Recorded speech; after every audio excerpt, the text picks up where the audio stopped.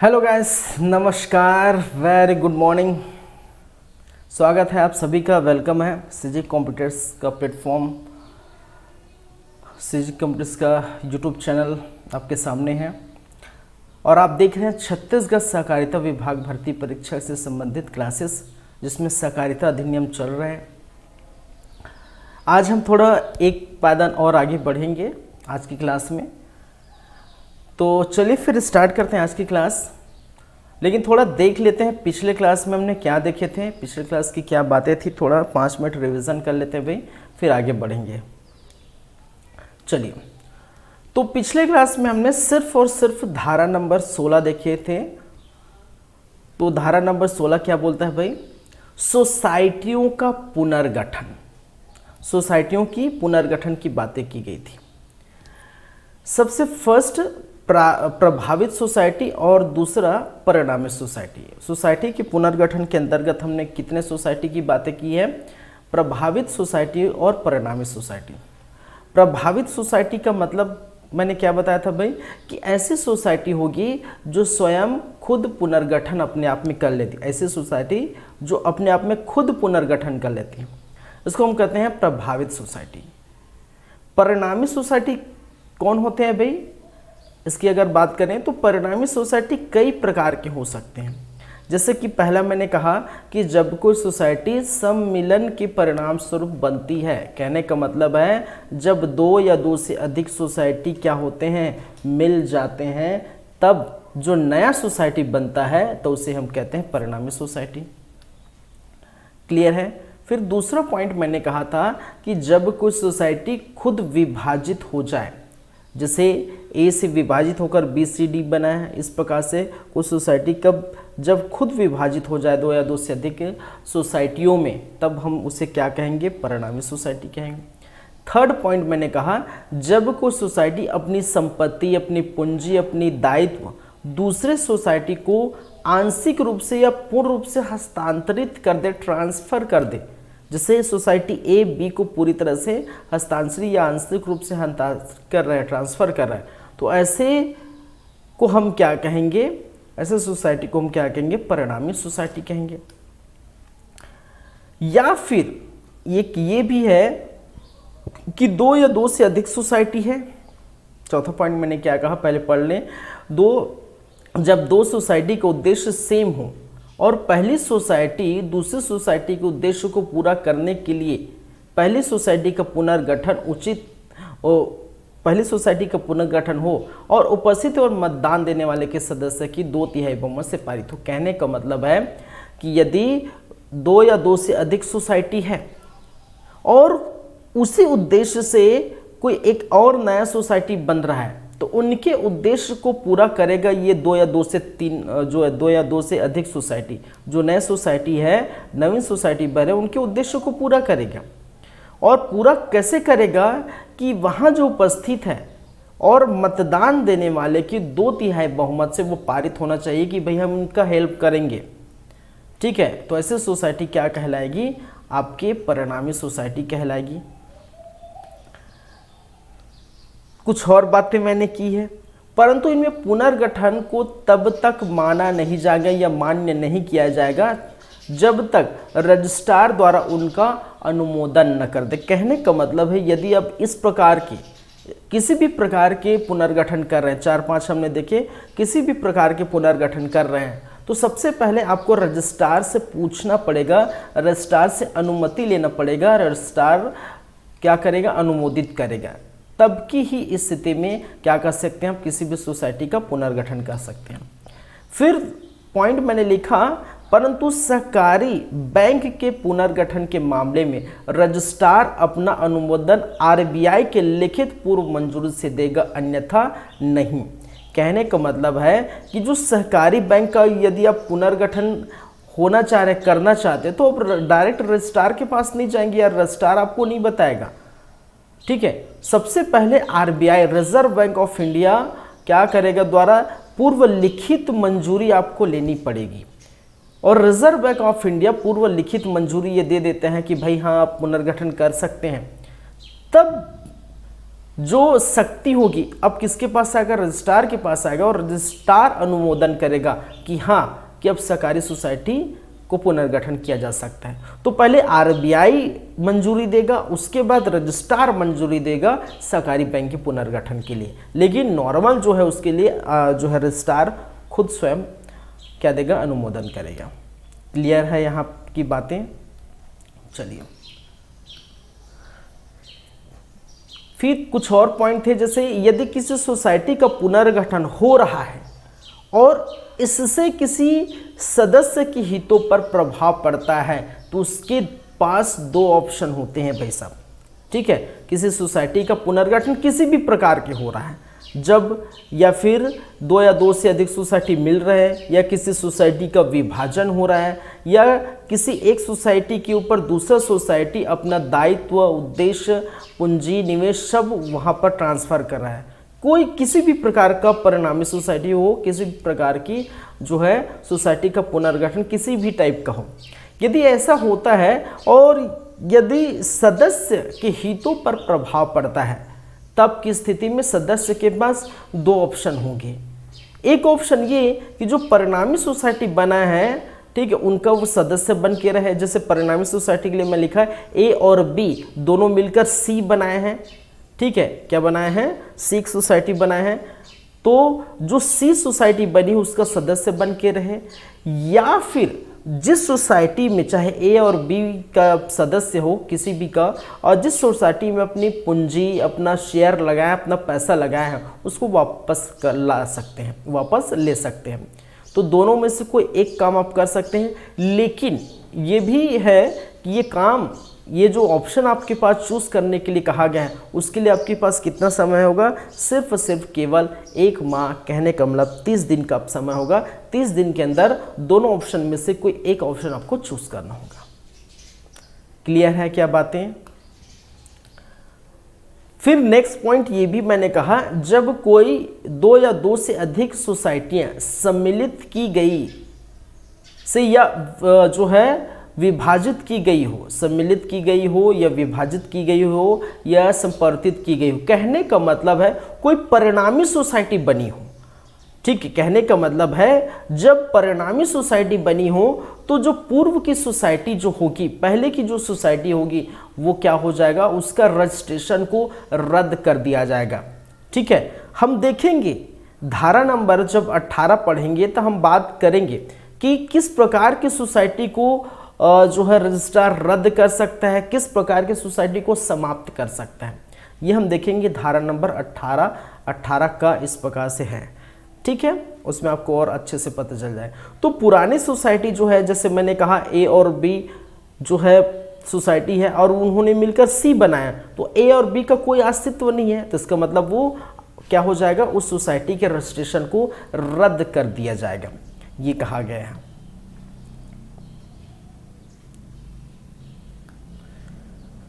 फिर 16 का 16 खा 16 ग देखी थी।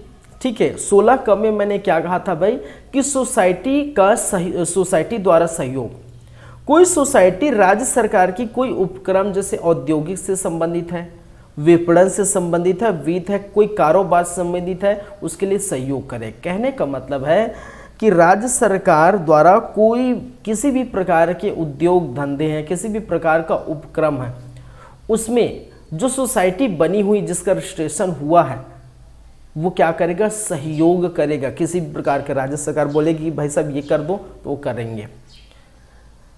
16 का ख क्या बोलता है कि सोसाइटियों की भागीदारी। ठीक है, क्या है, सोसाइटियों की भागीदारी।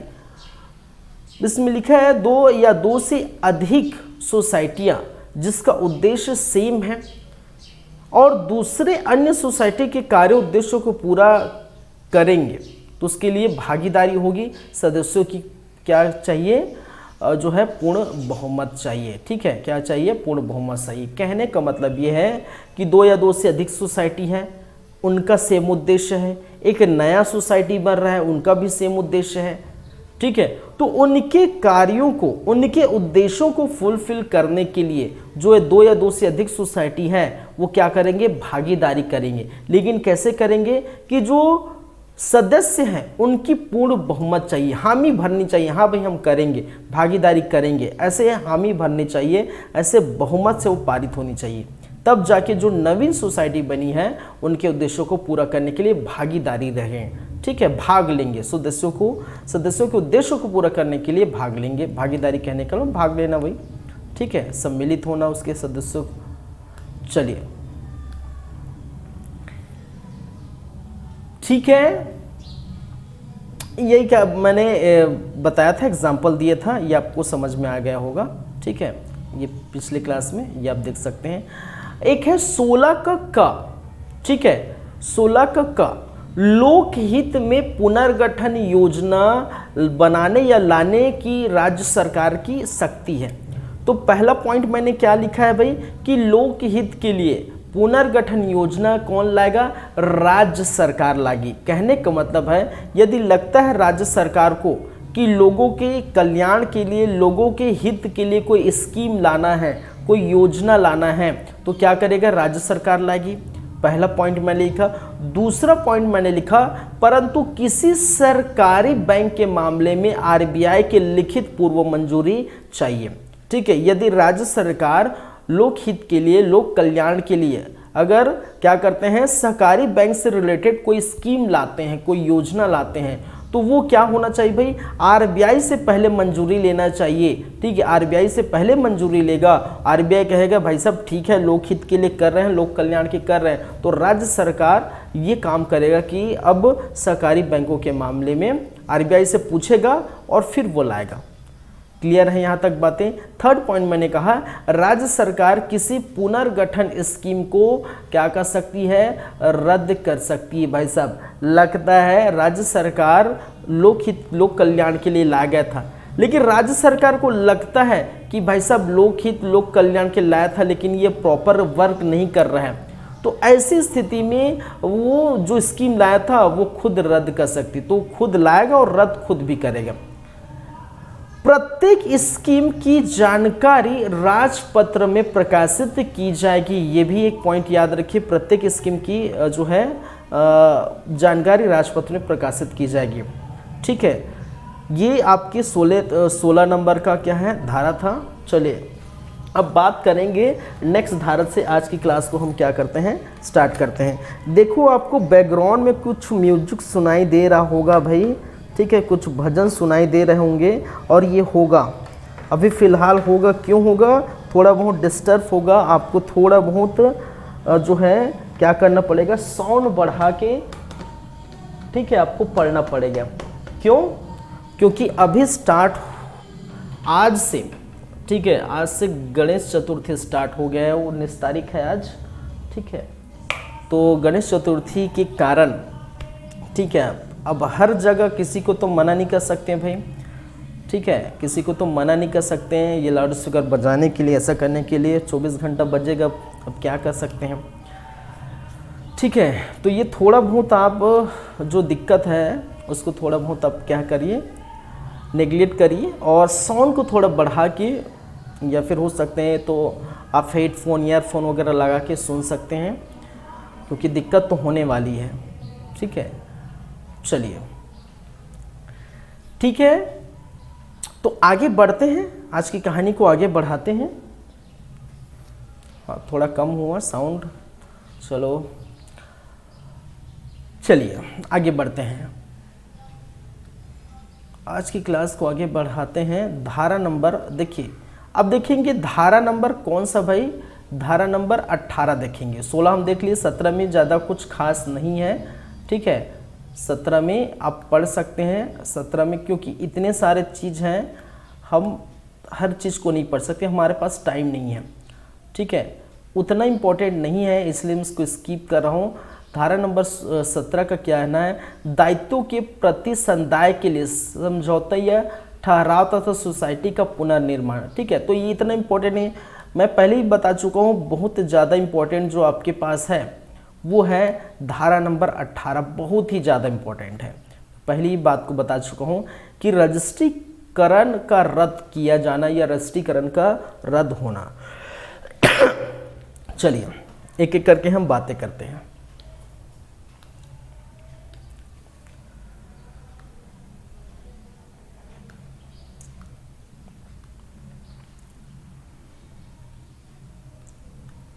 धारा नंबर 18, ठीक है,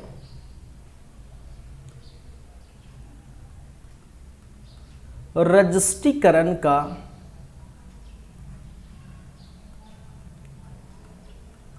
रद्द करना या रद्द किया जाना, ठीक है। अब रजिस्ट्रीकरण, मैं भी चिल्लाने की कोशिश कर रहा हूँ, चिल्ला के बोलने, क्योंकि बैकग्राउंड म्यूजिक तो बजेगा ही, ठीक है, तो थोड़ा आप ध्यान दीजिए, ठीक है।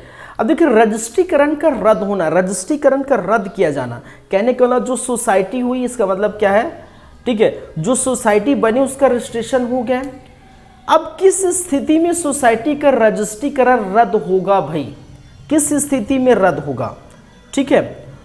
तो चलिए एक एक करके हम बात करते हैं, कौन सी स्थिति होगी, कौन सा क्या है कंडीशन होगा, वो हम बात करते हैं, ठीक है।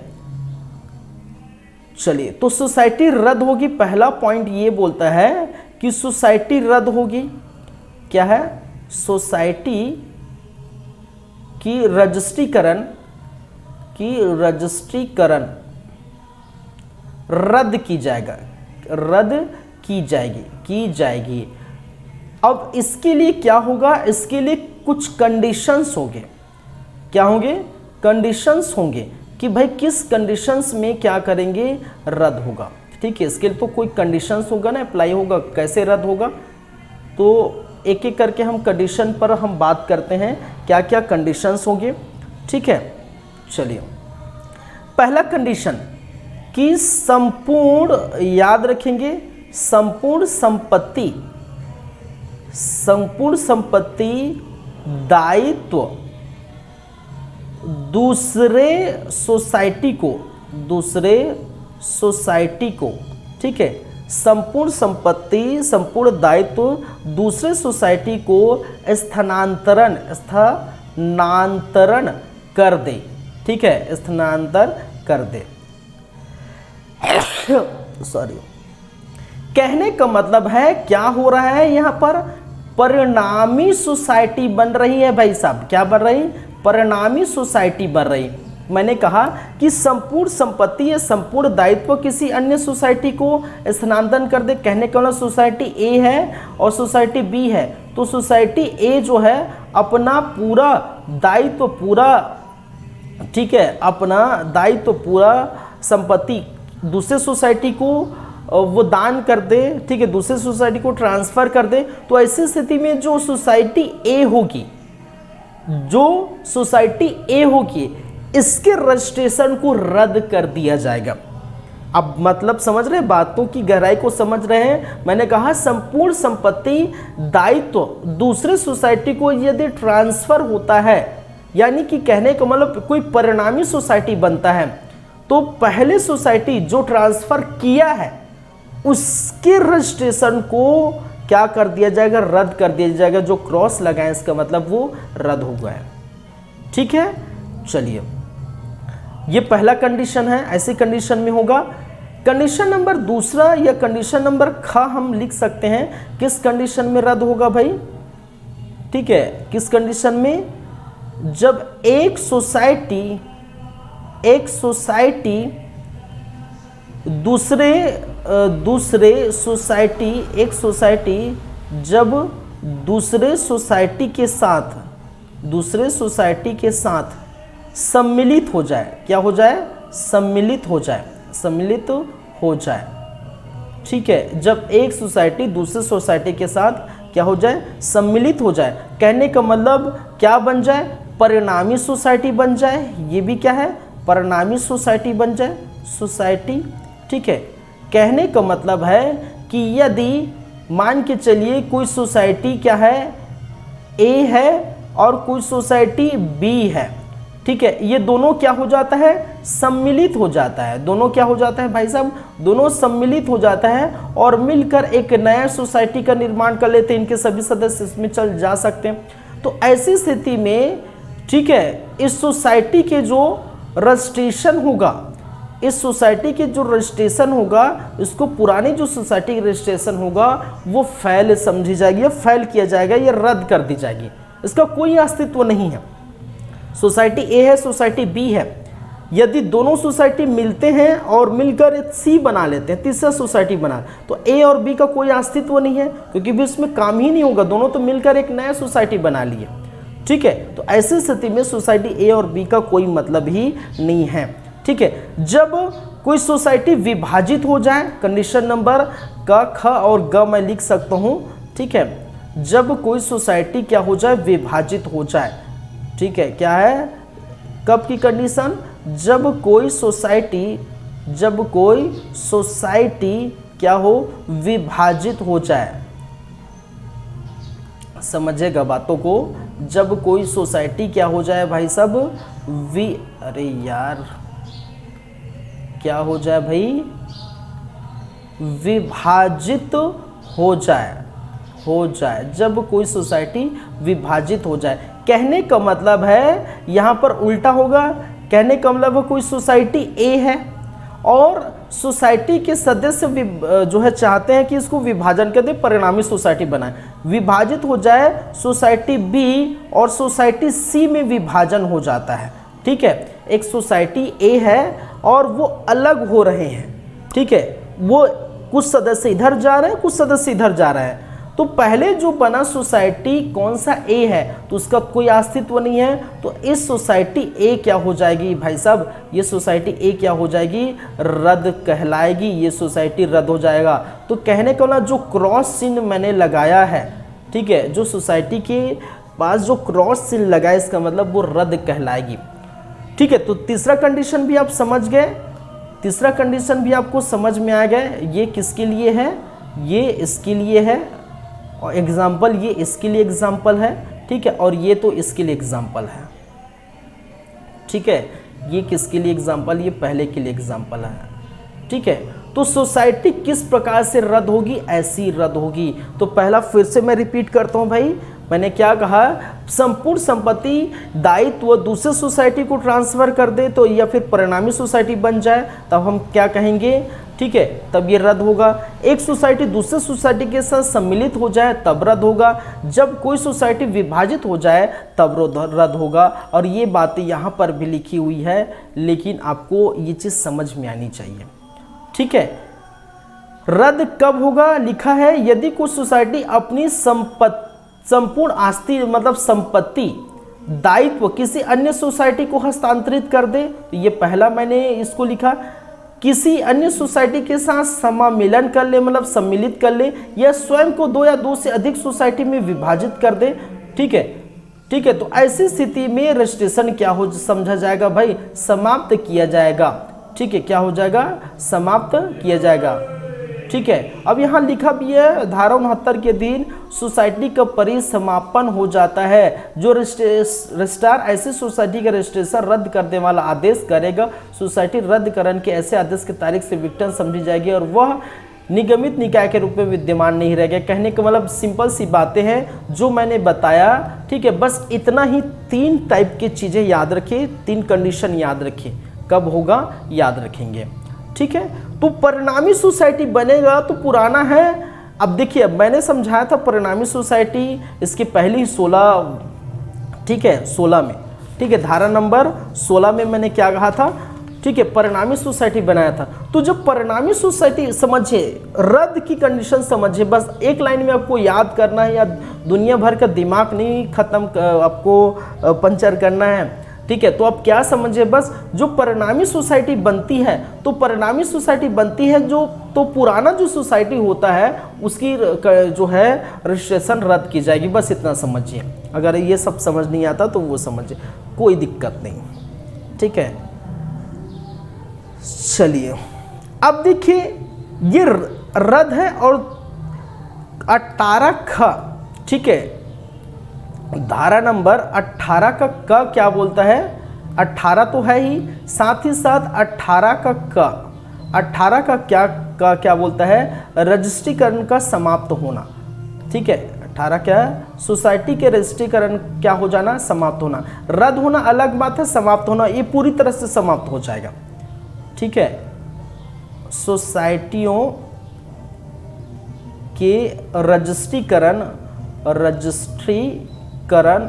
क्या होगा,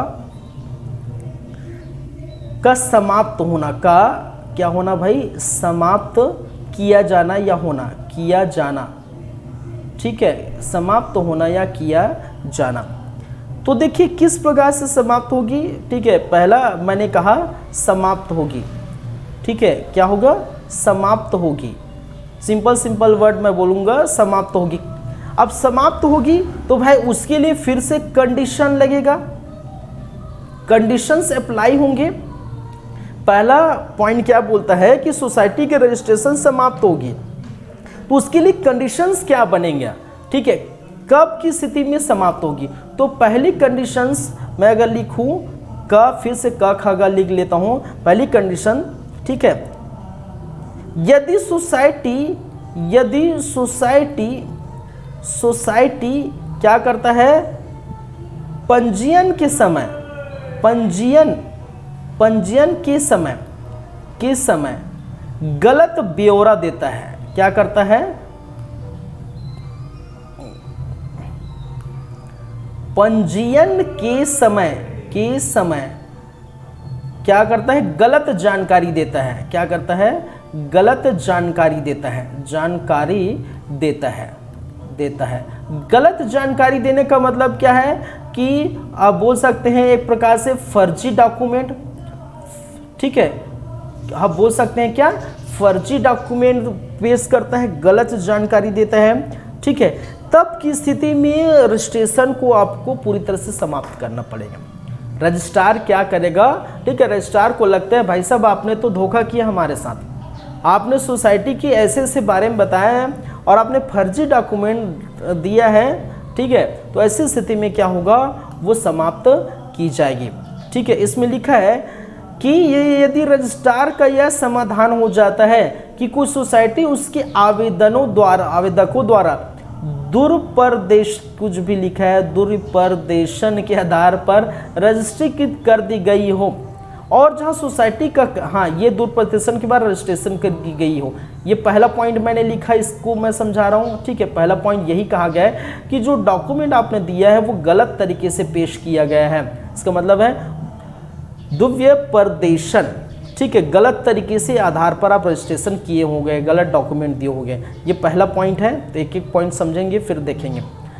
ख क्या बोलता है भाई, ठीक है, यदि सोसाइटी का कार्य पूर्ण हो गया हो, यदि क्या हो,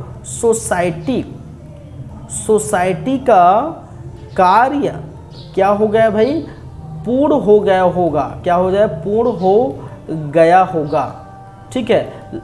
यदि सोसाइटी जिस उद्देश्य से बना है, ठीक है, वो अपने उद्देश्य को फुलफिल कर लिया होगा, उनका कार्य क्या हो गया, पूर्ण हुआ होगा, तब की स्थिति में क्या होगा, वो भाई साहब वो समाप्त की जाएगी। जहां कोई सोसाइटी, ये नंबर 2, ठीक है, ये नंबर 1 मैंने लिखा, जहां कोई सोसाइटी का कार्य पूर्ण हो गया चुका होगा, तो ऐसी स्थिति में क्या होगा, सोसाइटी जो है समाप्त की जाएगी।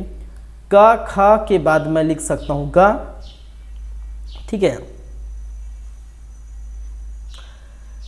जो सोसाइटी तीसरा समझिए, जो सोसाइटी जिस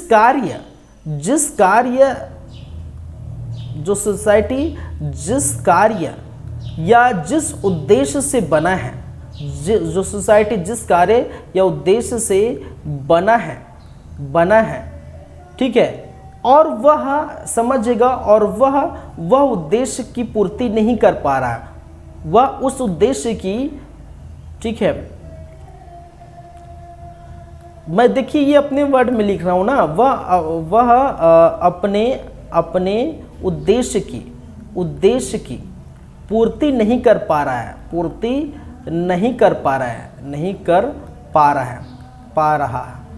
हो तो, ठीक है। कहने का मतलब है कि सोसाइटी को जिस काम के लिए सोसाइटी बनाई गई है, मान के चलिए सोसाइटी को उर्वरक बेचने या बीज बेचने या खाद बेचने के लिए सोसाइटी उन्होंने निर्माण किया है, और भाई साहब बेच नहीं रहे हैं, बिक नहीं रहा है, उद्देश्य पूरा हो ही नहीं रहा है, तो भी सोसाइटी किस काम के लिए, लोगों तक चीज़ें पहुंच नहीं रही, लोग वहां तक जा नहीं रहे, तो अगर उद्देश्य पूरा नहीं कर पा रहा है तो ऐसी स्थिति में क्या होगा, वो भी समाप्त हो जाएगी। कि इसमें लिखा भी है, ये 3rd नंबर जो मैं लिखा, मतलब क ख ग, ये क है, ठीक है, क नंबर मैंने अपने हिसाब से डाला भाई, ठीक है, समझने के लिए, क ख ग, ठीक है,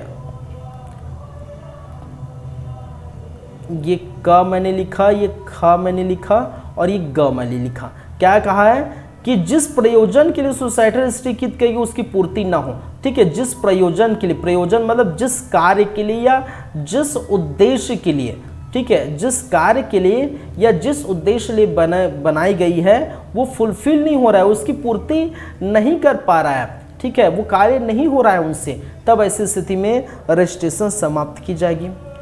ठीक है, एक और हो सकता है जब संख्या ज़्यादा हो, जब सोसाइटियों,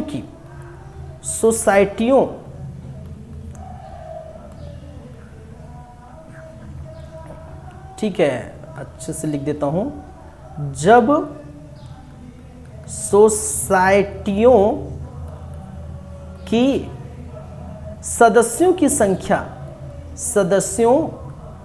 संख्या क्या हो, अधिक हो, ठीक है, अधिक हो, लगता है कि सदस्य बहुत दूर है, कहीं दूसरी जगह है, कोई दूसरा जगह है, तो सदस्यों की संख्या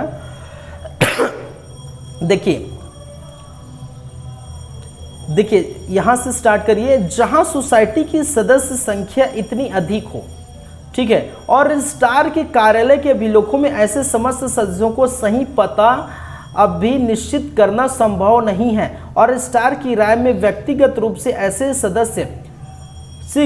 समस्त सदस्यों की सुनवाई की सूचना देना व्यवहार कारणीय है। तो ऐसी स्थिति में रजिस्ट्रीकरण को समाप्त किए जाने की कार्यवाही की लोक सूचना विहित रीति में की जाएगी, और ऐसे सूचना सोसाइटी की बोर्ड के सदस्यों के प्रमुख संवर्तक सहित सोसाइटी के सभी सदस्यों को दी जाएगी।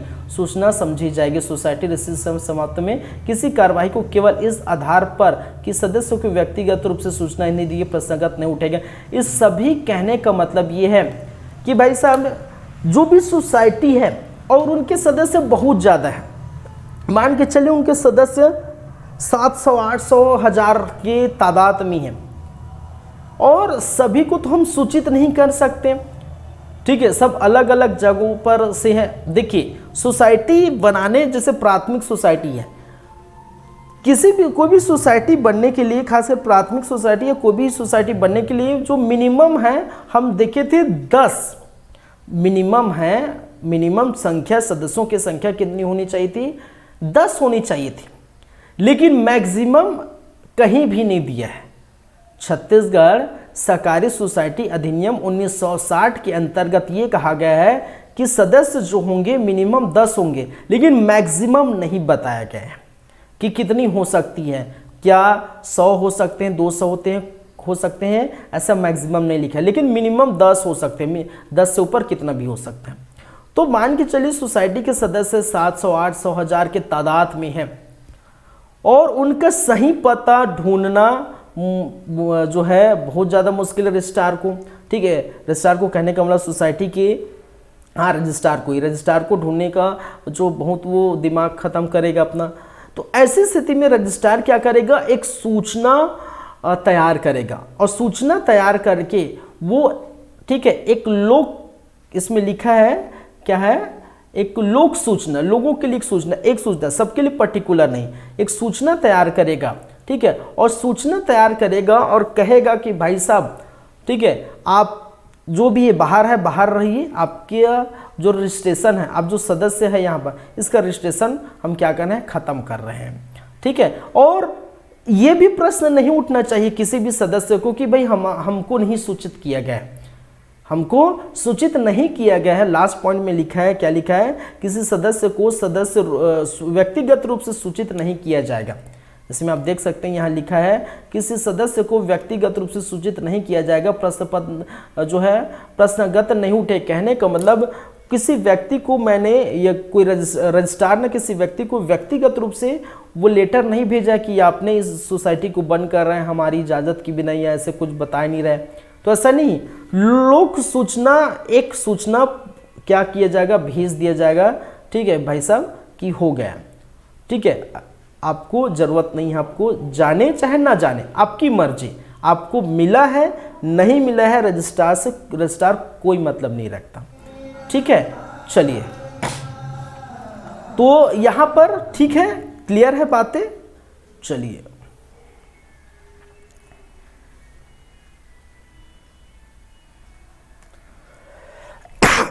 चीज़ों को, एक चीज़ है जिसको मैं यहीं समझा देता हूँ, यह इम्पोर्टेंट अब जो बच जाता है। ठीक है, ये वाला समझिए। अब देखिए इसमें लिखा क्या है, इस अधिनियम के अधीन बनाए गए नियमों के अत्यधिक रहते हुए शासकीय समनुदेशित संपत्तियां, आस्तियां, पुस्तकों, अभिलेखों और अन्य दस्तावेज का प्रभाव लेने की तारीख से 1 वर्ष की कालावधि के भीतर आस्तियों की वसूली और दस्तावेजों का परिसमापन करेगा। पूर्वक कालावधि रजिस्ट्रार के विवेक के अनुसार समय समय पर इस प्रकार की बढ़ाई जा सकती है कि ऐसे, ठीक है, कालावधि की कुल मिलाकर जो होगी वो कितनी होगी, 3 वर्ष होगी, 3 वर्ष से अधिक नहीं होगी। ठीक है, अब देखिए इस पूरे कहने का मतलब क्या है। देखिए मैं पहले से बता चुका हूँ, जो लिखा रहता है वो कुछ अलग ही लिखा रहता है भाई साहब। इसको समझना आसान है, बहुत आसान है, बस इतना समझिए। ठीक है, मान के लिए, अरे बहुत ज़्यादा डिस्टर्ब हो रहा है यार। मान के चलिए कोई सोसाइटी क्या है, ए है। ए क्या है, कोई सोसाइटी है, समझिए मेरी बातों को। ए कोई सोसाइटी है और इस सोसाइटी का क्या हो गया है, रजिस्ट्रीकरण, रजिस्ट्रीकरण क्या हो गया है, समाप्त हो गया है, समाप्त हो गया किसी भी कारणवश। जितना कारण मैं बताया कि किस प्रकार से रजिस्ट्रीकरण समाप्त हो सकता है, कि पहले बन गए उसका, ठीक है, बाद में विभाजन हो गया या 2 से अधिक मिल गए, ऐसी स्थिति में अगर रजिस्ट्रीकरण क्या हो जाता है, समाप्त हो जाता है। तो देखिए, अब देखिए ये इन्होंने जब रजिस्ट्रीकरण कराया होगा, भाई साहब समझिए, सोसाइटी ए ने रजिस्ट्रीकरण के समय क्या है, रजिस्ट्री, ठीक है, क्या है, इन्होंने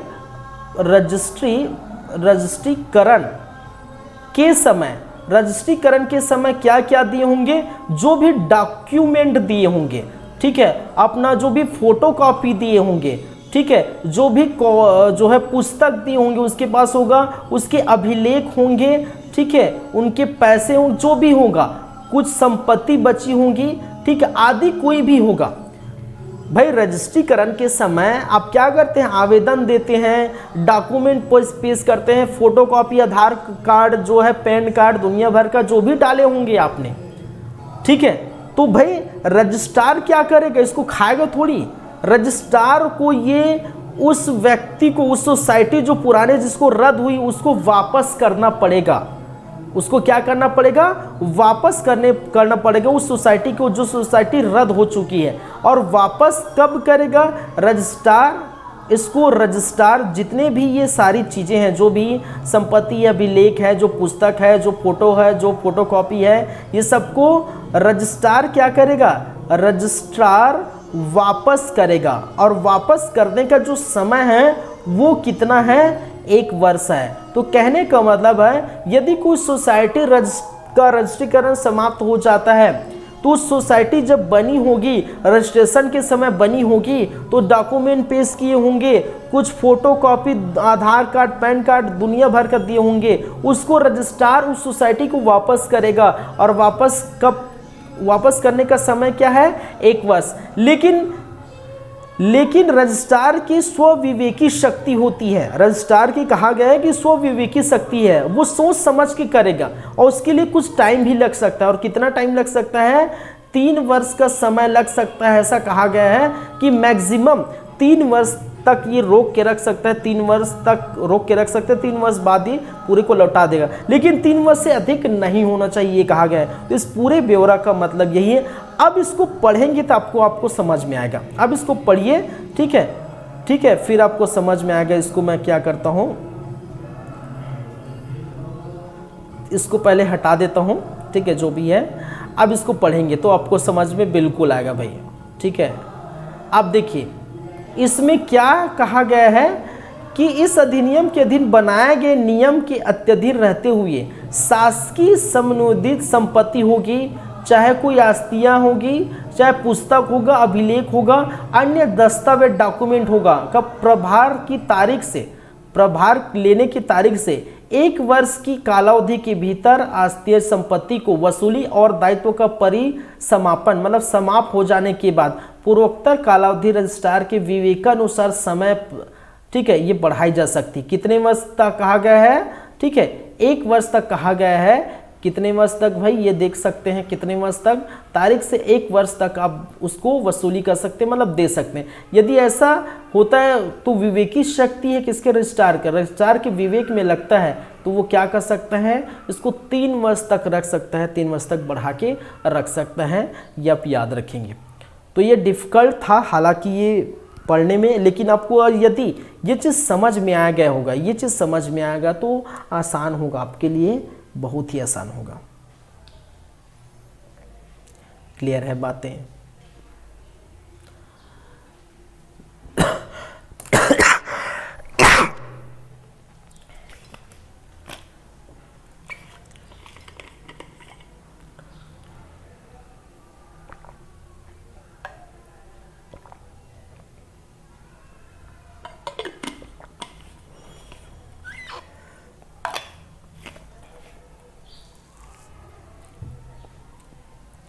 चलिए ठीक है, अब देखते हैं इसमें। अब देखिए अध्याय, ठीक है, 3, अध्याय 3 स्टार्ट होता है। देखिए 18 तक जो था वो क्या था भाई? आप देख सकते हैं छत्तीसगढ़ सहकारी सोसाइटी अधिनियम 1960 के अंतर्गत पहला अध्याय हमने पहला अध्याय देख चुके थे जिसमें धारा 1 और धारा 2 देखे। ठीक है, क्लियर है? पहला अध्याय क्या था? प्रारंभिक था। वहीं पर दूसरा अध्याय ठीक है, रजिस्ट्रीकरण था। अभी रजिस्ट्रीकरण समाप्त हुआ है। धारा 3 से लेकर धारा कितना भाई? धारा 18 तक, 18 का तक क्या था? हमारा दूसरा अध्याय था। और ये दूसरा अध्याय भी क्या हो जाता है आपका? खत्म हो जाता है। पहला प्रारंभिक, दूसरा रजिस्ट्रीकरण और दूसरा क्या था? 18 का तक। अब जो बात आती है वो किसकी है भाई? अध्याय नंबर 3। कौन सा? अध्याय नंबर 3। और अध्याय नंबर 3 में क्या कहा गया है? ठीक है, सदस्य, उनके अधिकार, दायित्व, विशेषाधिकार। ठीक है, और इसमें धारा नंबर 19 से लेकर धारा नंबर 30 तक आपको देखने को मिलेगा। धारा नंबर 19 से लेकर धारा नंबर 30 तक आपको देखने को मिलेगा। ठीक है, यही हमें क्या करना है? पढ़ना है। ठीक है, यही हमें क्या करना है भाई? पढ़ना है। अब देखिए पढ़ना है इसको, और क्या क्या हम पढ़ेंगे वो आप देख सकते हैं। ठीक है, क्या क्या पढ़ेंगे वो आप देखिए। व्यक्ति जो सदस्य हो सकते हैं वो पढ़ेंगे। कहने का मतलब कौन सा व्यक्ति जो इसका सदस्य बन सकता है।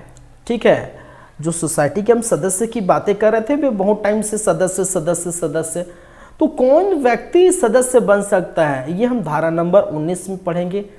सदस्य की अहर्ताएं, ठीक है, क्या इसकी अहर्ता है वो हम देखेंगे।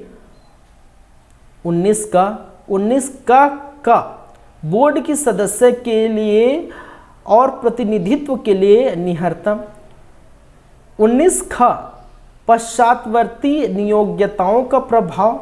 19 ग सदस्यों का निष्कासन। 19 घ नहीं दिया गया है, जो भी 19 अंगा क्या दिया है? सदस्यों आदि की शिक्षा के बारे में। 20 क्या है? नाम मात्र की सदस्य। 21 क्या है भाई? सदस्य जब सम्यक संदाय न किए जाए और सदस्यों के अधिकार का प्रयोग नहीं किया जाएगा। सदस्यों के मत का प्रयोग करने की रीति। किसी सदस्य द्वारा अंश पूंजी धारण करने पर निर्बंधन। अंशों या हित अंतरण पर निर्बंधन। सदस्य की मृत्यु हो जाने पर हित का अंतरण। ठीक है, अंश या निक्षेप या हित कुर्की की दायित्वधीन नहीं होगा। पुस्तकें आदि देखने के सदस्यों की अधिकार, भूतपूर्व सदस्य या मृत सदस्य की संपदा का दायित्व, सदस्यों का दिवाला। ठीक है, तो ये जो है हम देखेंगे 19 से लेकर 30 तक। तो ये किस में है भाई? अध्याय नंबर 3 और अध्याय नंबर 3 सदस्य, उनके अधिकार, दायित्व और विशेष अधिकार। चलिए इस पर हम क्या करेंगे, चलेंगे।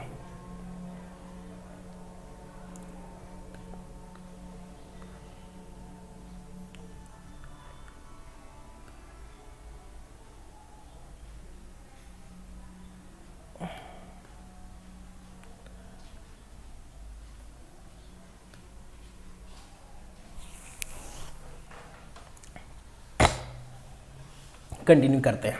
अब देखिए अध्याय नंबर 3, सबसे पहले हम देखते हैं धारा नंबर 19, इसी में हम पढ़ लेते हैं। ठीक है, इसी में पढ़ लेते हैं, इसी को समझ लेते हैं। धारा नंबर 19, अब धारा नंबर 19 का क्या बोलना है? ठीक है, व्यक्ति जो सदस्य हो सकते हैं, क्या कहा गया है? व्यक्ति जो सदस्य हो सकते हैं। तो सोसाइटी के सदस्य कौन से व्यक्ति हो सकते हैं?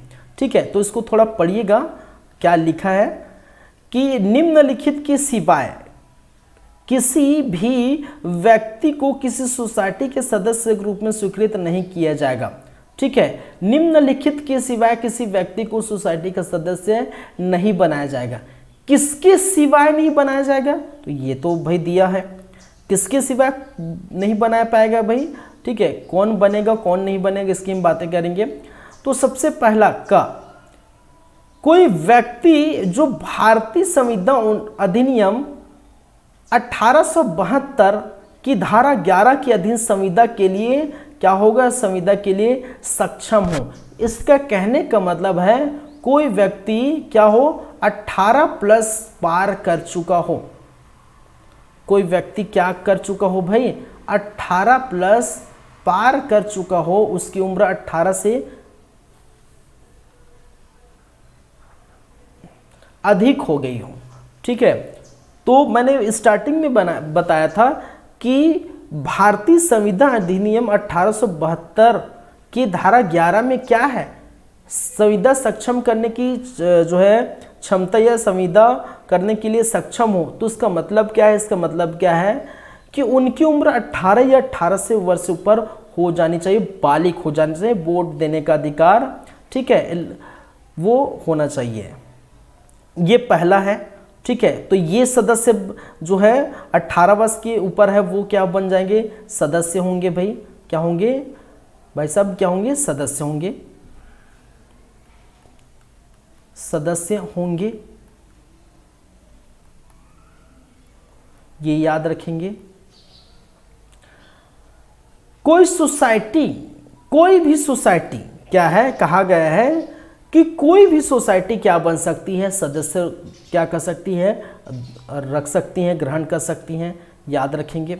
चलिए ख नंबर क्या बोला है? यदि लोक न्यास, लोक न्यास कहने का मतलब है, ठीक है, कोई भी ट्रस्ट, लोक न्यास का कहने का मतलब होता है कोई भी ट्रस्ट। ठीक है, कोई लोक न्यास जो छत्तीसगढ़ पब्लिक ट्रस्ट एक्ट 1951, ठीक है, के अधीन रजिस्ट्रीकृत हो। कहने का मतलब है कि ऐसा ट्रस्ट सोसाइटी के सदस्य बन सकते हैं जो छत्तीसगढ़ पब्लिक ट्रस्ट एक्ट 1951 के अधीन रजिस्ट्रीकृत की गई होगी। ठीक है, ट्रस्ट का भी रजिस्ट्रेशन होता है भाई। तो ऐसे ट्रस्ट जो रजिस्ट्रीकरण की गई होगी, ऐसे ट्रस्ट या लोक न्यास क्या बन सकते हैं? किसी सोसाइटी के सदस्य बन सकते हैं, ये याद रखेंगे। क्लियर है मेरी बातें? चलिए क ख ग, अब देखिए घ क्या बोला है? तत्समय प्रवृत्ति किसी विधि के अधीन यथास्थिति रजिस्ट्रीकृत, स्थापित या गठित या कोई ऐसा फर्म या कंपनी या कोई अन्य निगमित निकाय जिसके उसके भागीदारी या निर्देशों के रूप में कोई अवयस्क व्यक्ति न हो।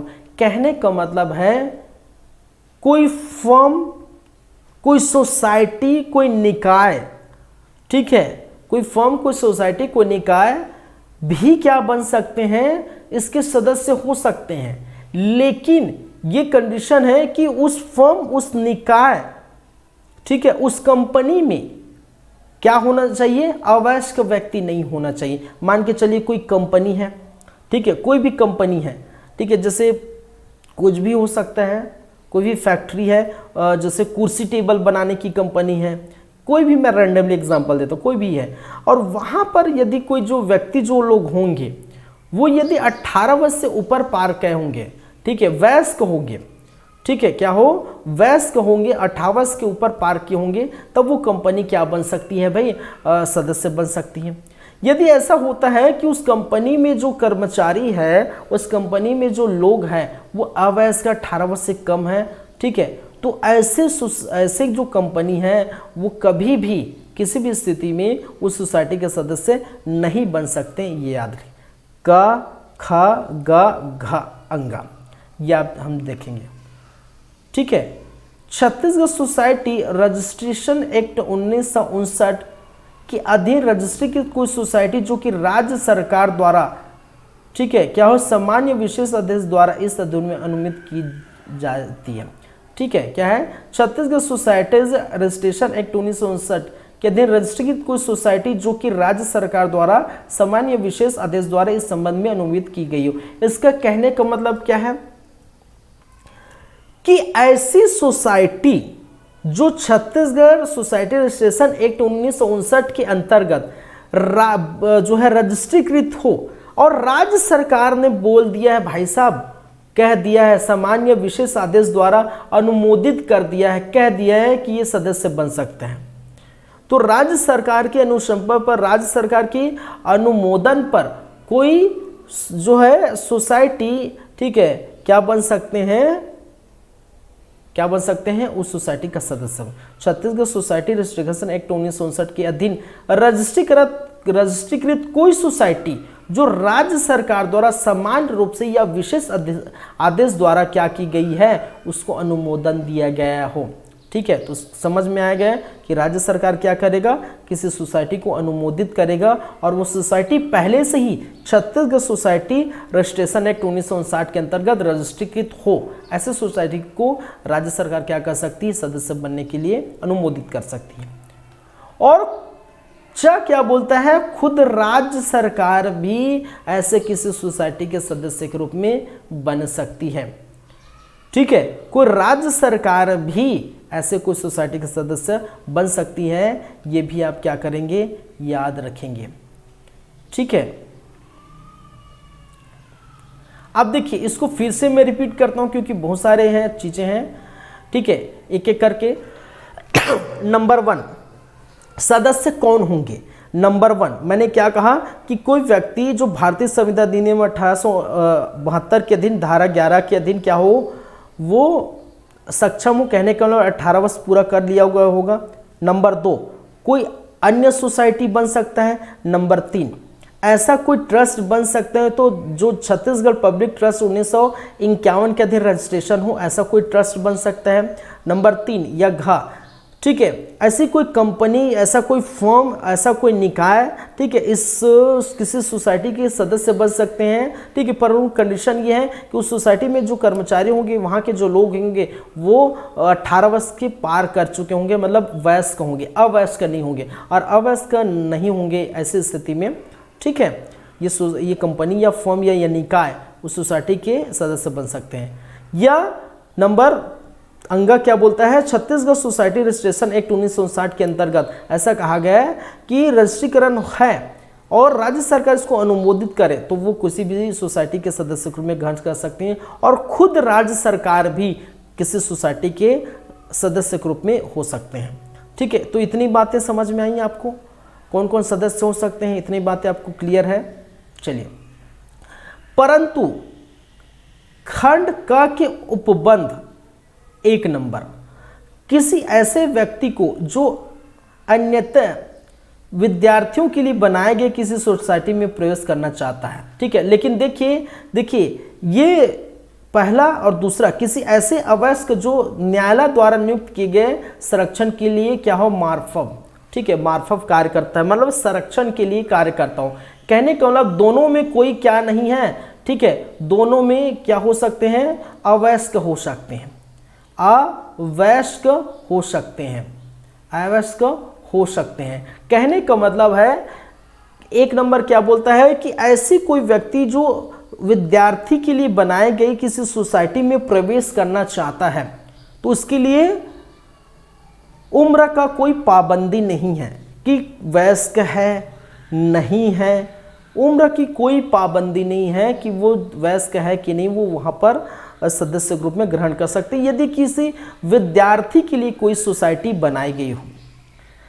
दो बोलता है किसी ऐसे अवयस्क को जो न्यायालय द्वारा नियुक्त किए गए संरक्षण के मार्फत के लिए कार्य किया गया। कहने का मतलब है किसी ऐसे अवयस्क को भी सोसाइटी के सदस्य बन सकता है, परंतु उसके लिए क्या है, न्यायालय द्वारा क्या किया गया, संरक्षण, कि भाई ये इसका संरक्षण है, ठीक है, ये इसका क्या है, इसका संरक्षक है, तो इसको हम क्या कर सकते हैं, इसको ले सकते हैं। तो अवयस्क है नहीं है उससे कोई मतलब नहीं पर, तो दोनों पॉइंट क्या है, न्यायालय द्वारा अगर किया गया कि संरक्षण के लिए इसको रखा जाएगा तो रख सकते हैं, ये अवयस्क है वयस्क है इससे कोई मतलब नहीं रहता। तो दोनों कंडीशन में, ठीक है, उम्र की कोई पाबंदी नहीं, उम्र की कोई सीमा नहीं है कि वयस्क है अवयस्क है, ठीक है।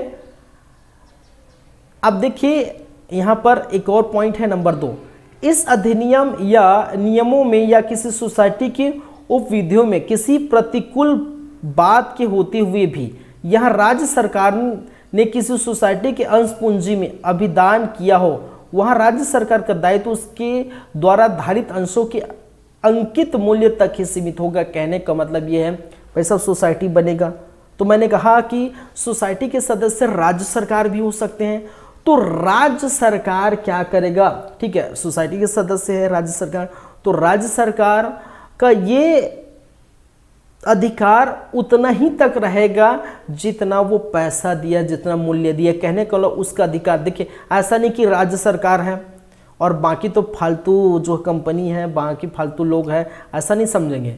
तो राज्य सरकार हो चाहे कोई कंपनी हो चाहे कोई व्यक्ति हो, कोई भी वहाँ का सदस्य अगर बनता है तो वहाँ सबको बराबर आपको अधिकार होगा। ऐसा नहीं कि राज्य सरकार है तो मेरा ही चलेगा, ऐसा है कि राज्य सरकार है तो मैं मेरे ही कहना आप मानोगे। तो जो भी सदस्य वहाँ बनेगा, ठीक है, वहाँ लिखा है राज्य सरकार द्वारा धारित अंशों के अंकित मूल्य तक ही सीमित होगा। अपने जितना पैसा दिया है, सभी ने पैसा दिया है जितना है वो अपने ही तक सीमित होगा, ठीक है, राज्य सरकार का, ठीक है। ऐसा नहीं कि वो इन सोसाइटी के सदस्य के रूप में सबसे बड़ा है या सबसे प्रभावशाली है या उसका चलता है, ऐसा नहीं है, सब समान होंगे, इसका कहने का मतलब है। क्लियर है बातें। बहुत उटपटांग टाइप के ये कुछ शब्द दिए जाते हैं, लिखे गए हैं, तो आपको उसको समझना पड़ेगा, ठीक है। चलिए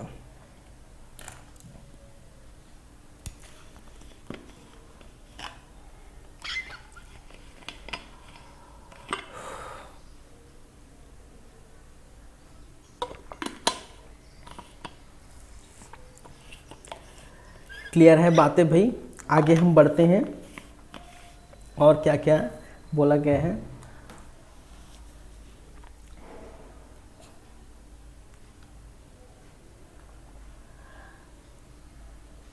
देखिए अब यहाँ से हम स्टार्ट करते हैं और कुछ चीज़ें बात करते हैं। क्या लिखा गया है आपको दिखाई दे रहा है ना पूरा, इसको मैं थोड़ी देर के लिए हटा देता हूँ। इस अधिनियम, अच्छे से पढ़िएगा और समझिएगा, इस अधिनियम में या उसके अधीन बनाए गए नियमों में या यथास्थिति किसी संसाधन सोसाइटी, किसी उपभोक्ता सोसाइटी के उपविधियों में अंतर्विष्ट की बात होते हुए भी यदि कोई ऐसा व्यक्ति जो इस अधिनियम के उपबंधों तथा उस सोसाइटी के उपविधियों के अधीन सदस्य के रूप में स्वीकृत किए जाने के लिए सम्यक रूप से आहर्त हो, ऐसी सोसाइटी कि सदस्य के लिए कोई, ठीक है, के लिए कोई आवेदन करे तो उसके संबंध में यह समझा जाएगा कि ऐसी सोसाइटी के कार्यालय में वह आवेदन प्राप्त करने की तारीख से ऐसी सोसाइटी के सदस्य को स्वीकृत कर लिया जाएगा, ठीक है। देखिए इस पूरी ब्यौरा कहानी का मतलब ये है कि जो संसाधन सोसाइटी होते हैं या जो उपभोक्ता सोसाइटी होते हैं। संसाधन सोसाइटी क्या है, उपभोक्ता सोसाइटी क्या है, एक प्रकार का केंद्रीय सोसाइटी हम बोल सकते हैं। ठीक है, संसाधन सोसाइटी जो लोगों को संसाधन पहुंचाए, जैसे खाद, लोगों को संसाधन कहने के लिए खाद पहुंचाए, जैसे मैं बोल दूं खाद पहुंचाए, बीज पहुंचाए, उर्वरक दे, ऐसे संसाधन। उपभोक्ता सोसाइटी ऐसी ही प्रकार को उपभोक्ता लोगों तक चीज़ों को पहुंचाए। ठीक है, उपभोग करने के लिए लोगों तक चीज़ों को पहुंचाए, उपभोक्ता सोसाइटी। तो इस प्रकार के जो संसाधन सोसाइटी होते हैं, इस प्रकार के जो उपभोक्ता सोसाइटी होते हैं, वहाँ पर कोई भी व्यक्ति क्या कर सकता है, किसी सोसाइटी के, ठीक है, सदस्य बनने के लिए यहाँ पर आवेदन कर सकते हैं। ठीक है, उस तारीख से क्या कर सकते हैं, आवेदन कर सकते हैं। कोई भी व्यक्ति आवेदन कर सकता है। क्या है, कोई भी व्यक्ति आवेदन कर सकते हैं, ये कहा गया है। लेकिन उसके बाद यदि हम बात करें, तो उसमें, ठीक है, एक चीज़ अब याद रखिए, कोई भी आवेदन कर दिया कि मैं सोसाइटी का सदस्य बनूंगा, लेकिन ये भी याद रखेंगे आपको कि परंतु क्या कहा गया, परंतु किंतु, जहाँ पर परंतु किंतु आ गया वहाँ पर कुछ दिक्कत होने वाली है। परंतु रजिस्ट्रार या तो स्वप्रेरणा से या किसी भी समय या सोसाइटी या किसी व्यक्ति के ऐसे आवेदन पर जो कि पूर्वोत्तर तारीख से 15 दिन के भीतर, कितने दिन के भीतर भाई, इसको मैं समझाऊंगा, 15 दिन के भीतर किया गया हो तथा सोसाइटी या संबंधित व्यक्ति को युक्त अवसर देने के पश्चात उस तारीख से जिसको कि रजिस्ट्रार को आवेदन प्राप्त हुआ हो 45 दिन के भीतर, कितने दिन के भीतर, 45 दिन के भीतर आदेश द्वारा उस व्यक्ति के संबंध में यह घोषित कर सकेगा कि वह उसमें वर्णित कारणों में ऐसे सोसाइटी के सदस्य का पात्र होगा कि नहीं होगा। आप देखिए इसमें क्या कहा गया है कि कोई भी व्यक्ति स्वीकृत प्रदान आवेदन प्राप्त करने की तिथि से कुछ सोसाइटी के सदस्य के रूप में जो है कर सकते हैं। ठीक है, अब देखिए क्या होगा, मैंने क्या कहा कि कोई भी व्यक्ति, कोई भी संसाधन सोसाइटी या कोई भी जो है सोसाइटी के व्यक्ति क्या कर सकते हैं, केंद्रीय सोसाइटी के व्यक्ति क्या कर सकते हैं, आवेदन कर सकते हैं, कोई भी कर सकते हैं। ठीक है, लेकिन कई बार ऐसा होता है कि मान के चलिए उस आवेदन को वो इनकार कर रहे हैं, सदस्य बनने से इनकार कर रहे हैं, तो ऐसे स्थिति में रजिस्ट्रार अपनी स्वप्रेरणा द्वारा, मतलब अपनी खुद स्वयं समझ के रजिस्ट्रार क्या करेगा, ऐसे व्यथित व्यक्ति को, व्यथित व्यक्ति कहने का मतलब, व्यथित व्यक्ति का मतलब होता है पीड़ित व्यक्ति, और पीड़ित व्यक्ति कौन होगा, जिन्होंने आवेदन किया है और उनके आवेदन को मान्य नहीं किया गया, ऐसे व्यक्ति को हम क्या कहेंगे, व्यथित व्यक्ति।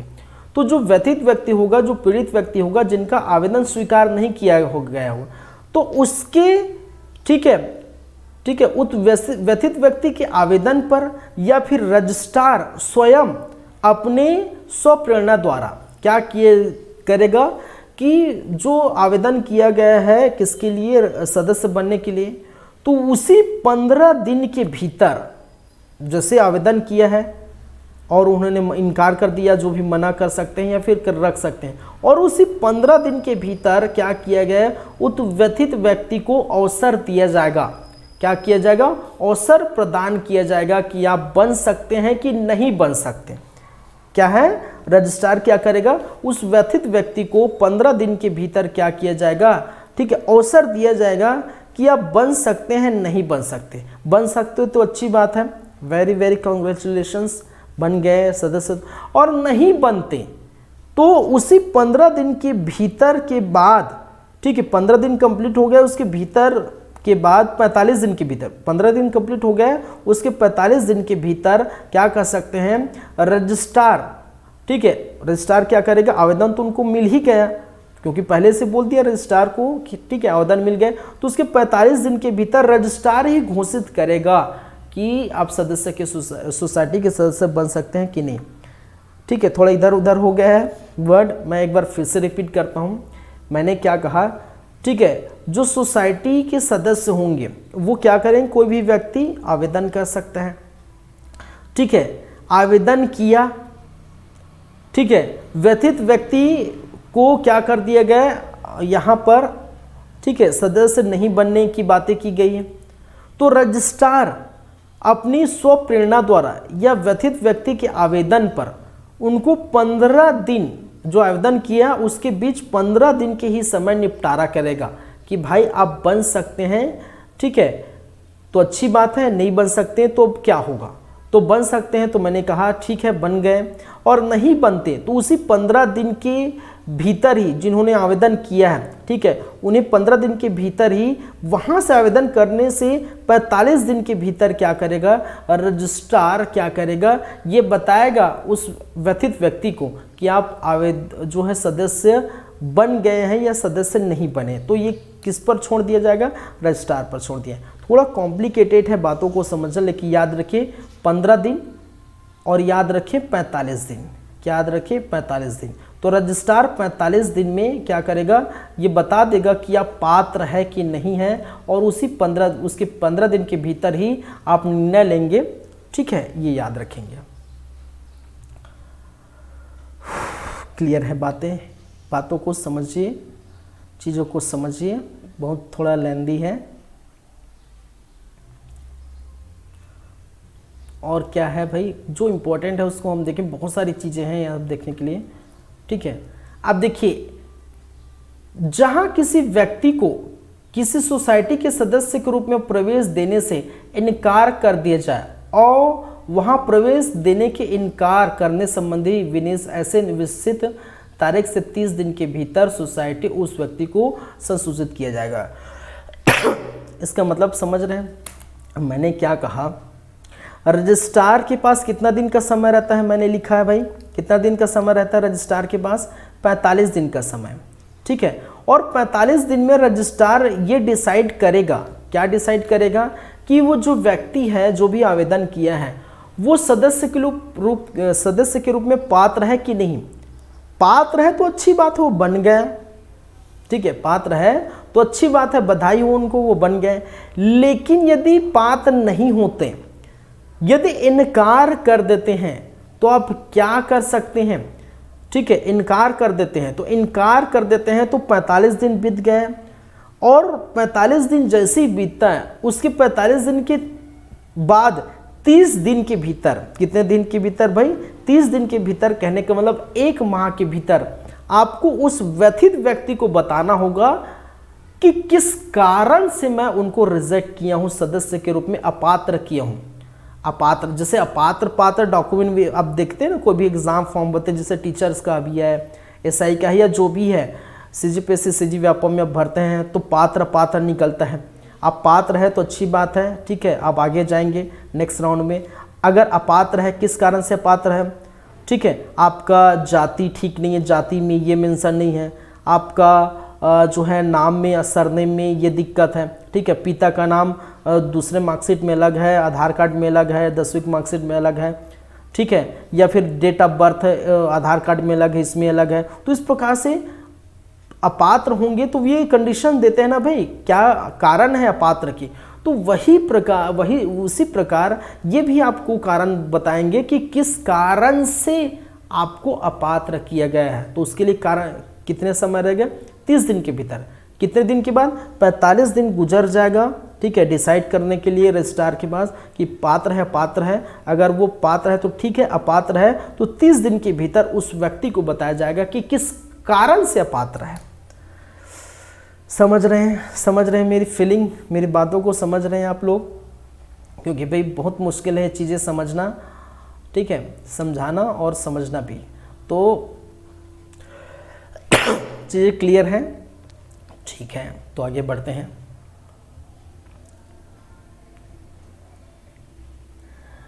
देखिए, कोई भी सोसाइटी पर्याप्त कारण के बिना किसी भी ऐसे व्यक्ति को जो कि इस अधिनियम के उपबंधों के तथा सोसाइटी के उपविधियों के अधीन सदस्य प्राप्त करने के लिए सम्यक कर प्रेरण अहित हो सदस्यता प्रदान करने से इनकार नहीं कर सकते। कहने का मतलब है, कोई भी सोसाइटी अगर किसी को सदस्य चुनने से इनकार करता है तो उसको पर्याप्त कारण बताना पड़ेगा।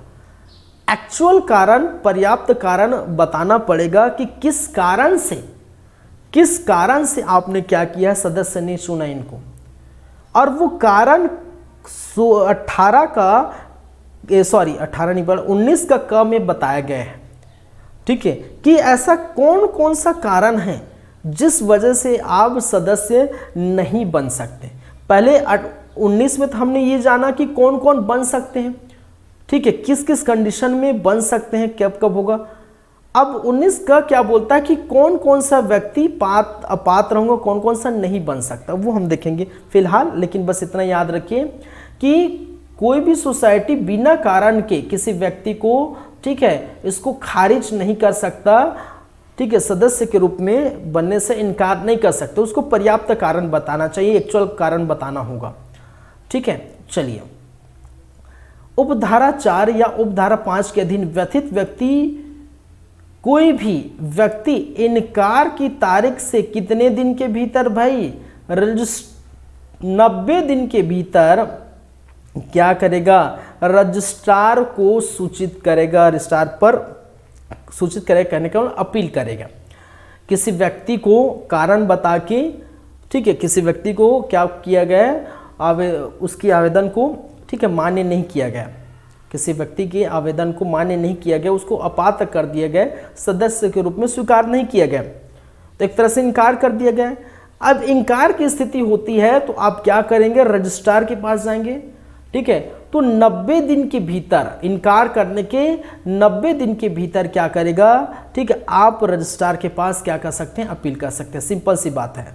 ठीक है, इनकार कर दिया, उसके 90 दिन के भीतर अपील में रजिस्ट्रार का विनिश्चित अंतिम होगा और रजिस्ट्रार अपना विनिश्चित अपनी तारीख से 30 दिन के भीतर, मतलब 1 माह के भीतर आपको सूचित जो है करेगा। ठीक है, कहने का ये मतलब यहाँ पर क्या है कि आप इनकार हो गए, 90 दिन के भीतर क्या करें, रजिस्ट्रार को क्या कर दिए, आपने अपील कर दिया, रजिस्ट्रार क्या करेगा, ठीक है, आपने अपील किया है, ठीक है, वो निकल जाए, उसके 30 दिन 1 माह के भीतर उसकी सुनवाई करेगा। रजिस्ट्रार क्या करेगा, 1 माह के भीतर सुनवाई करेगा। ठीक है, और वो जो भी सुनवाई करेगा, रजिस्ट्रार का फैसला अंतिम फैसला होगा। आप उसके बाद कहीं और अपील नहीं कर सकते। जैसे अब जो है हाई कोर्ट में आपने अपील करते हैं, ठीक है, सेशन न्यायालय होता है, फिर सेशन न्यायालय से हाई कोर्ट में अपील करते हैं, हाई कोर्ट के बाद आप सुप्रीम कोर्ट में अपील करते हैं और सुप्रीम कोर्ट के बाद कहीं भी नहीं कर सकते। उसी प्रकार बोल सकते हैं इस मामले में रजिस्ट्रार ही सुप्रीम कोर्ट है, उसके बाद कहीं भी अपील नहीं कर सकते। ठीक है, उनका निर्णय सर्वमान्य और जो है अंतिम होगा। ठीक है, जो वो चाहे वो 1 माह के भीतर, ठीक है, 30 दिन के भीतर ये निर्णय अपना देंगे। क्लियर है बातें? ठीक है, आपको ये चीज़ रिकॉर्डेड क्लास है, ये चीज़ दोबारा देखनी होगी। जब दोबारा देखेंगे, रिपीट करके देखेंगे, तब आपको चीज़ें क्लियर होगी, समझ में आएगा। ठीक है, 19 का देखिए, 19 का क्या बोलता है भाई, सदस्य की अर्हता है। कोई भी व्यक्ति किसी सोसाइटी के सदस्य के रूप में प्रवेश प्राप्त करने के लिए पात्र नहीं होगा। किस स्थिति में पात्र नहीं होगा, और कोई भी सदस्य किसी सोसाइटी के सदस्य नहीं रहेगा। ठीक है, किस स्थिति में सदस्य नहीं रहेगा और किस स्थिति में ये पात्र नहीं होगा, ये पूरा स्थिति क्या किया गया है, दिया हुआ है। ठीक है, ये पूरा स्थिति क्या किया गया है, दिया हुआ है। तो 19 का ठीक है, ये सारे दे। अब देखिए, मैं चाह रहा हूँ उसको मैं कंटिन्यू अभी नहीं करूँ, क्योंकि इतनी सारी चीज़ें हो चुकी हैं। 18 हो गए हैं, ठीक है, और 19 हो गए हैं, और बहुत सारी चीज़ें। अब तो आप क्या करिए, ये चीज़ आज इतना ही पढ़ लीजिए, ठीक है, कि हम पात्र कैसे होंगे। ठीक है, अब यहाँ पात्र नहीं होगा और सदस्य नहीं रहेंगे, इसकी चर्चा हम नेक्स्ट क्लास में करेंगे। ठीक है, कौन कौन से व्यक्ति पात्र नहीं होगा और क्यों सदस्य नहीं रह सकते। तो ये 2 कंडीशन हो गए। पहले हमने 19 में क्या देखे, कौन सदस्य हो सकते हैं, और 19 का में क्या देखेंगे, कौन नहीं हो सकते। किस प्रकार से भाई पात्र नहीं होंगे, कि इनकार करने का जब भी अगर वो सोसाइटी सदस्य बनने से आपको इनकार कर रहे हैं, तो एक्चुअल रीज़न होना चाहिए। मैंने कहा बिना कारण के, बिना रीज़न के आपको अपात्र नहीं घोषित कर सकता, तो एक्चुअल रीज़न होना चाहिए। और वो एक्चुअल रीज़न कहाँ लिखा है भाई, 19 का में लिखा है। ठीक है, कि किस स्थिति में आपको अपात्र घोषित करेंगे। क्लियर है बातें? क्लियर है भाई? चलिए, तो चलिए फिर 19 का की चर्चा हम नेक्स्ट क्लास में हम करते हैं। आज की क्लास को, ठीक है, आज इससे संबंधित 9th क्लास था, 9वां क्लास था, आज इतना ही देखेंगे। नेक्स्ट क्लास में पूरी बातें करेंगे। अब नेक्स्ट क्लास में हम बचा क्या है जो वो हम देखेंगे 19 का, और 19 का हो गया 19 का बोर्ड ऑफ डायरेक्टर्स की बात करेंगे। बोर्ड का मतलब मैं परिभाषा में बताया हूँ, ठीक है, जो प्रतिनिधि मंडल होगा, जो बोर्ड होगा, उसको हम कहेंगे, ठीक है। तो 19 खा, ठीक है, नेक्स्ट क्लास में 19 गा, ठीक है, ये पूरा 19 खत्म करेंगे, 19 अंगा, ठीक है, घा अंगा, तो पूरा 19 खत्म करेंगे। फिर दूसरे दिन 21 से 30 तक हो जाएगा। मतलब ये 3 दिनों का क्लास है, बोल सकते हैं। आज एक ख़त्म हो गया 19, और कल होगा, परसों होगा, मतलब 3 क्लास आपकी अध्याय 3 का कितना क्लास? 3 क्लास, ठीक है। चलिए, तो आज की क्लास को हम यहीं पर रखते हैं, यहीं पर समाप्त करते हैं। Thank you guys, thank you class, और देखते रहिए हमारा यूट्यूब चैनल CG कॉम्पिटिटर्स, ठीक है। छत्तीसगढ़ सहकारिता विभाग से संबंधित क्लासेस जारी रहेगा। चलिए, और अपने दोस्तों को शेयर करिए। अगर किसी भी प्रकार की दिक्कत रहता है तो कमेंट करिए, नीचे फ़ोन नंबर है, अगर किसी प्रकार की जानकारी चाहिए तो आप कांटेक्ट कर सकते हैं। चलिए, thank you guys, thank you class, धन्यवाद।